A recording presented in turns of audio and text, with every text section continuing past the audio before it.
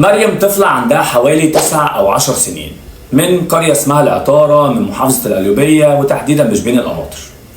مريم للأسف الشديد اتعرضت للاعتداء الوحشي من واحد ما يعرفش يعني ايه إنسانية، ما يعرفش يعني ايه رجولة، لأنه للأسف الشديد على قد ما هو يعني مش صغير كمان، لا ده كبير ومتجوز ومع عيال من سنها. يعني هو حتى ما فكرش إن اللي هو بيعمله ده كده كده كما تدين تدان، وهيترد لعياله الصغيرين اللي كان بيبعتهم بنفسه عشان يجيبوا مريم عشان يتم الاعتداء عليها.